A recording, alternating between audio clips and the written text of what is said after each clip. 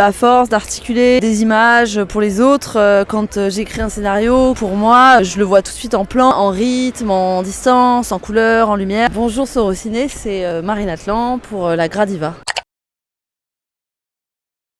Très bonne question. J'ai quand même une idée assez précise en tête, un imaginaire assez concret quand je commence la préparation. L'expérience de plateau, c'est-à-dire d'avoir fait 7 longs métrages en tant que directrice de la photo, me permet d'arriver sur le plateau de la Gradiva avec des outils. Je sais comment le temps passe, comment essayer de fonctionner dans une équipe, avec quelle équipe j'ai envie de tourner. Manon Coronne à la lumière, Anna Lemoyle en chef déco. Par exemple, Anna, on a fait ensemble Les Reines du Drame, on a fait ensemble Le Ravissement, on a fait ensemble L'Englouti. Donc on arrive sur la Gradiva avec cette collaboration. Notre compagnonnage esthétique nous aide beaucoup à trouver notre manière de travailler.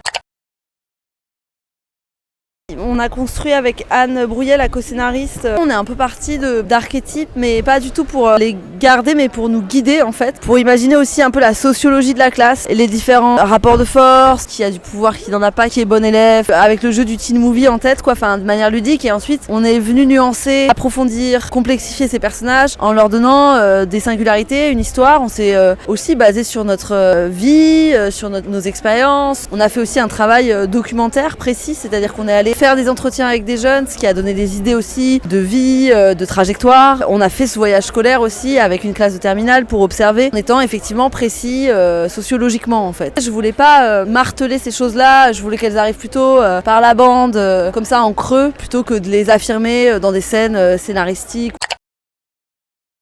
Déjà, il y a beaucoup de choses qui se sont passées au casting, c'est-à-dire qu'avec Julie Sokolowski, qui est aussi une collaboratrice de longue date, qui a fait 2 ans de travail de casting sur ce film, qui après a passé la main à Alicia Cadot, on a vraiment fait un travail d'aller chercher des visages, des corps. L'idée c'était de faire du casting sauvage, donc comme on dit, donc aller en sortie de lycée, aller dans des manifs, aller dans des cours de théâtre amateur, bref, brasser très très large. Ceux qui nous intéressaient, alors c'est vraiment l'idée de rencontrer, je pense, un visage, une manière de parler, un rythme, une manière de se tenir, enfin voilà. Et moi, ce que je cherche, en tout cas, quand je rencontre des jeunes gens comme ça, c'est de voir qu'est-ce qu'ils comprennent de ce que je leur dis dans la direction. Et après, on a fait un travail de répétition assez conséquent. Et l'idée, c'était vraiment d'être à l'aise avec ce langage, de penser à un travail sur le corps aussi. Il y a une coach d'émotion qui était en fait clown, qui les a rencontrés pour apprendre à exprimer les choses de manière aussi presque surdimensionnée, voir aussi que dans le faux, on trouve de la justesse. On a fait des répétitions, des grosses scènes collectives,